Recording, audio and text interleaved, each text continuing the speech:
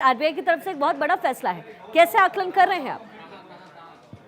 देखिए, वास्तविकता में पहले भी जो निर्णय हुआ था वो मुझे समझ में नहीं आया था। अब जो निर्णय हुआ है वो भी समझ में नहीं आया, इसलिए कि देखिए 2000 के नोट तो सर्कुलेशन में मध्यम वर्ग और गरीब वर्ग के पास वैसे ही नहीं थे, मार्केट में देखने को मिलते नहीं थे। वो ब्लैक मनी होल्डर्स के पास और बहुत ज्यादा जिनके पास पैसा इकट्ठा था उनके पास था। तो वास्तविकता में पहले लोग लाइन में लगे, परेशानी हुई, समस्या हुई, अब फिर वो समस्या होगी। देखिए, जो आर्थिक निर्णय होते हैं वो दूरगामी प्रभाव को देखकर उसको लिया जाता है और उससे अर्थव्यवस्था पे कोई प्रतिकूल प्रभाव ना पड़े ये भी देख के लिया जाता है। लेकिन जिस प्रकार के ये निर्णय लिए जा रहे हैं, पहले उस समय भी ये समझ में नहीं आ रहा था कि 2000 के नोट आखिर सर्कुलेशन में आए क्यों। ब्लैक मनी को आपको कंट्रोल करना था तो 1000 का नोट हटा के 2000 का नोट आप क्यों लाए। अब वो 2000 का नोट आप वापस लेके अगर 5000 का नोट ले आएंगे फिर बात समझ में नहीं आएगी। तो देखिए, आर्थिक निर्णय जो हैं वो हमेशा इस तरह से लिए जाते हैं कि आपकी अर्थव्यवस्था के पे कोई प्रतिकूल प्रभाव भी ना पड़े, लॉन्ग टर्म इफेक्ट भी उसका पॉजिटिव हो और उसके बाद एक निरंतरता बनी रहे। ये आर्थिक निर्णय ऐसे नहीं होते कि आज आपने एक बनाया निर्णय ले लिया, कल दूसरा निर्णय ले लेकिन लिया, अखिल फिर सर उसको फिर वापस इसके ले पीछे लिया, की आगे कोई कर वजह लिया। रही होगी ये ना, क्योंकि ये आर्थिक 2000 के जो नोट्स है सर वो बहुत एक लंबे अरसे से, लंबे वक्त से एटीएम के अंदर नहीं मिल रहे थे। तो कहीं ना कहीं ये उस वक्त कयास लगाए जा रहे थे, ये बातें भी उठी कि 2000 का नोट शायद बंद कर दिया गया है। अब अगर आप चूंकि ब्लैक मनी का जिक्र कर रहे हैं, ब्लैक मनी की बात कर रहे हैं, तो हो सकता है ये फैसला उस हित में भी लिया गया हो। नहीं, लेकिन ये देखिए पहले ही ये सोचना चाहिए था। ये तो पहले ही जब 2000 का नोट लेके आए थे, 1000 का नोट वापस लेके आप 2000 का नोट लेके वापस आए थे तो अब ब्लैक मनी को अगर कंट्रोल करना था तो ब्लैक मनी कैसे कंट्रोल होता। अगर ब्लैक मनी में सारा पैसा चला गया था तो इसका माने आपको 2000 का जो नोट का सर्कुलेशन में लाने का निर्णय था वो निर्णय गलत था। तो मेरा कहना यह है कि जो भी निर्णय लें उसके पहले सोच विचार कर लें, लंबा सोच विचार करें, सोच विचार के निर्णय लें, आरबीआई के कंसल्टेशन से लें और उसके बाद ऐसा निर्णय न लें कि जिसको 2-3 साल के बाद आपको वापस लेना पड़े।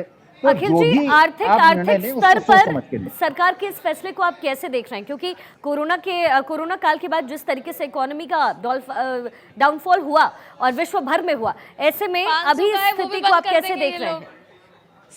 नहीं, देखिए एक ही इसमें पॉजिटिव नोट हो सकता है कि जिन लोगों पर ब्लैक मनी बहुत ज्यादा इकट्ठा है, लेकिन अगर सरकार का वही उद्देश्य है और सरकार ये चाहती है कि उसको जो लोग डिस्क्लोज करें, उनको टैक्सेशन करें, उनसे पैसा वसूलें और उसका फायदा मध्यम वर्ग और निम्न वर्ग को मिले, तब तो ये निर्णय में एक पॉजिटिविटी दिख सकती है।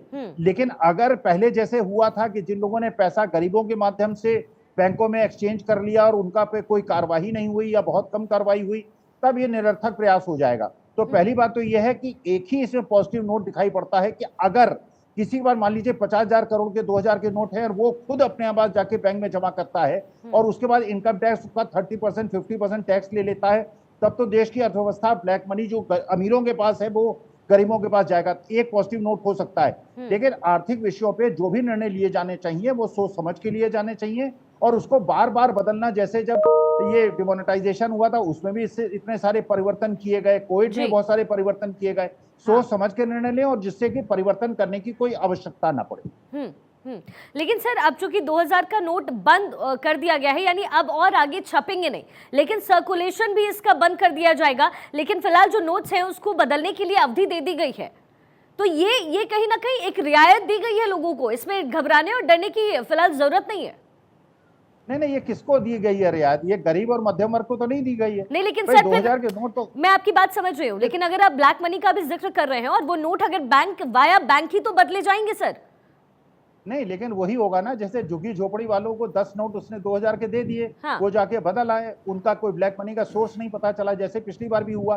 देखिए लाइन में कौन लगा था? गरीब आदमी लगा था, मध्यम वर्ग लगा था। अमीर आदमी को तो आपने लाइन में लगे देखा नहीं। उसने क्या किया, 1 लाख रुपए को चेंज कराया गरीब आदमी के माध्यम से, 5000 रुपए उसने गरीब आदमी को दे दिया, उसे 5000 की दिहाड़ी मिल गई, दिन भर लगा और 1 लाख के नोट उसने चेंज कर लिए। तो देखिए मकसद जो है आपका उद्देश्य पूर्ण ये होना चाहिए कि ब्लैक मनी डिस्क्लोज हो, अमीर आदमियों के हाथ से पैसा निकले और उसका फायदा अगर अर्थव्यवस्था और अमीर गरीब को और मध्यम वर्ग को होता है तो बहुत अच्छी बात है।